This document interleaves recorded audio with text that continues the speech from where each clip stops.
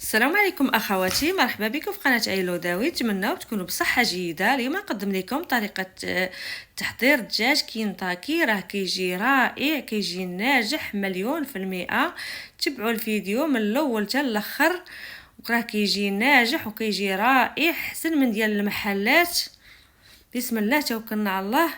اللهم صل وسلم وبارك على سيدنا محمد. هنا ضفت الدجاج في الملحه وسكين الجبير والحامض وغسلتهم مزيان، بعدا في النوب الاولى بالملحه والماء، عاد رقدتهم في هذا السكين الجبير والحامض والماء. رقتهم واحد 2 سوايع تقريبا حتى 3 سوايع باش داك الحامض كيعطيه واحد الهشاشه كيولي فتي.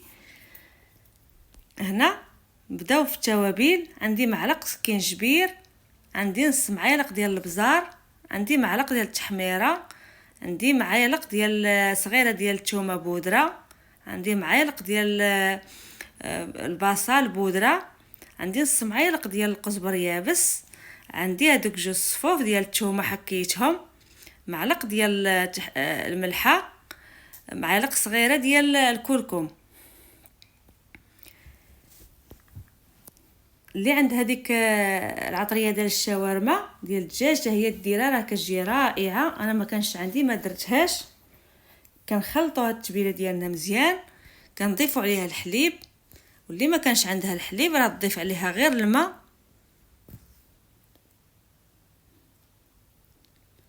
كنخلطوا التوابل مزيان.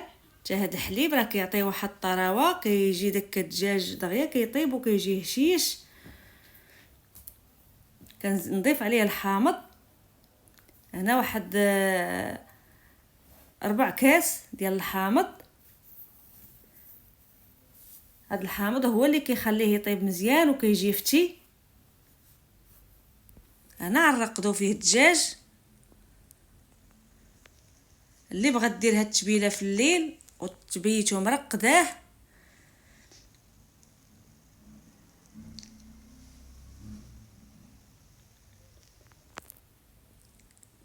واللي ما بيتاتوش مرقداه راه ترقدو تقريبا واحد 2 سوايع هكاكي ولا 3 باش كيشرب ديك العطريه وداك الحامض. ومني كتقليوه راه دغيا كيتقلى.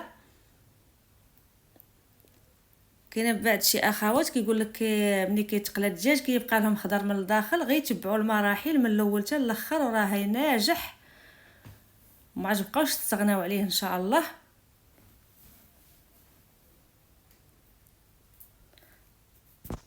دابا هنا غنضيف معكم تاني هنا 3 الكيسان ديال الدقيق، وهذا كاس ديال النشا مايزينا.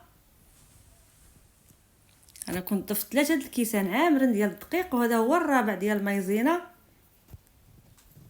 وانتوما على حسب داك الدجاج اللي عندكم. هنا كنضيف هاد كيس ديال الخماره. هنا تاني التوابل. عندي معالق ديال التحميره، عندي معالق ديال السكينجبير، عندي معالق ديال الثومه، عندي قليل من ديك السودانيه الحاره اللي كيبغي شويه ديال هذا يديرها، عندي تاني نص معالق ديال قزبر يابس، معالق ديال الملحه، نص معالق ديال البزار، ونص معالق ديال الكركم.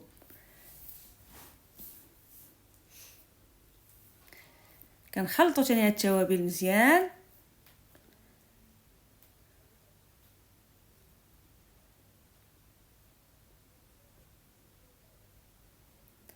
من بعد ما كنخلطهم انا ضفت الكوكوط. غنقلي في الكوكوط كيجي القليان فيها زوين، وكيجي داك الدجاج طايب ومقرمش مزيان.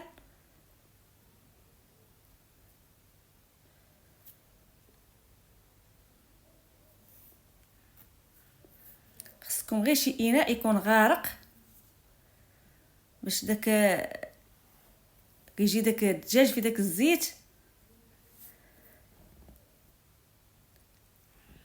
هنا دابا غنضيف شي حاجه من داك التوابل ديال الدجاج، كنضيفها هنا في هاد الطحين، وكنشدو كنبسبسو مزيان. هو اللي كيعطينا ديك التقرميشه.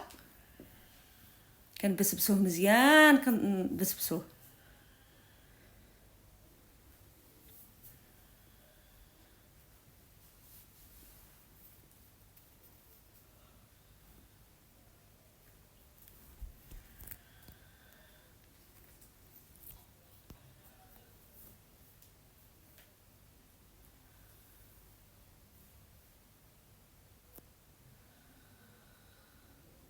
دابا كنهزو داك الدجاج من ديك التوابل وكنضيفوه في الطحين.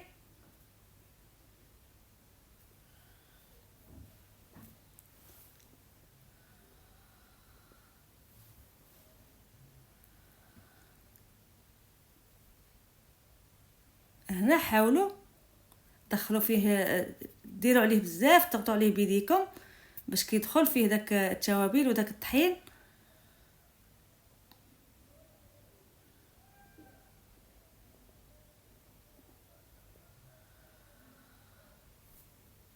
هذا عندي الماء كنت دايره في الثلاجه بارد.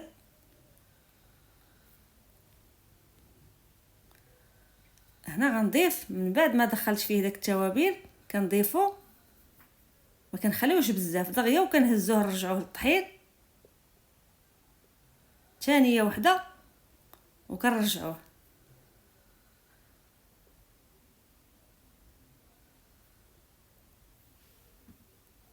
الماء يكون بارد مزيان، يكون متلج.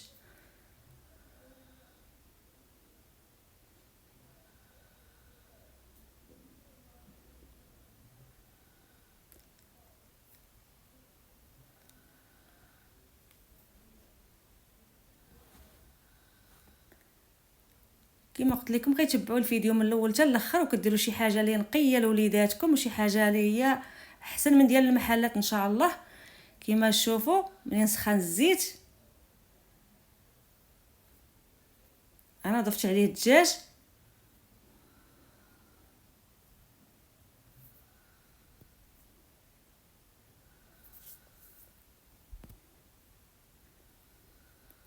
ما تخليوش داك العافيه تكون مجهده على الزيت دغيا تحرق لكم الدجاج.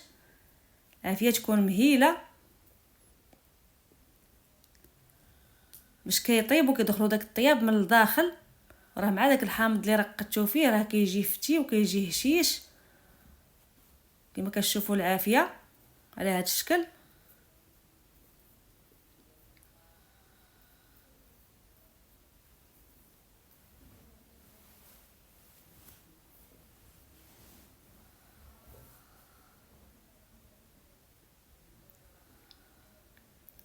هنا نغطي الكوكوط وما كنسدش عليها مره، كنخليها شويه محلوله.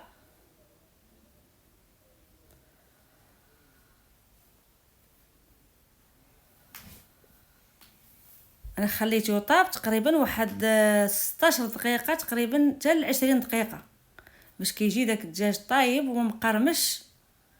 كي كتشوفوا الشكل ديالو راه كيجي.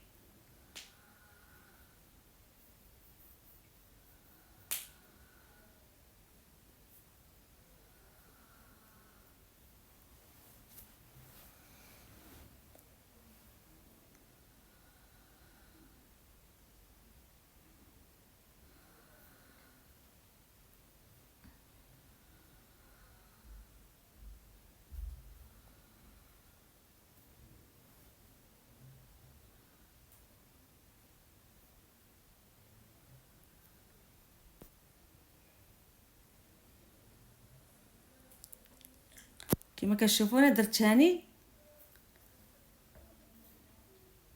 قليه اخرى.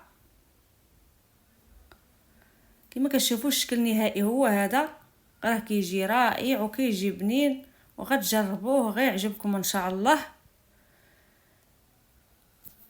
راه كيجي طايب وهشيش وكيجي احسن من ديال المحلات. كما قلت لكم غتجربوا ان شاء الله وغيعجبكم. وما تنساوش ديروا لنا لايك واشتراك باش يوصلكم الجديد ان شاء الله. راه كيجي شكلا ومذاقا.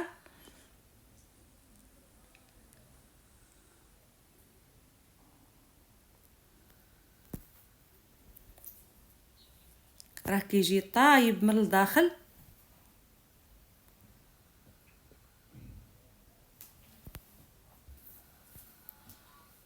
التبيله اللي درت معكم راه كيجي احسن من داك اللي كيديروه في الخبز المحمص. كيدغيا داك الخبز المحمص دغيا كيتحرق، اما هذا كيطيب على خاطرو، ما محروق ما والو وطايب من الداخل.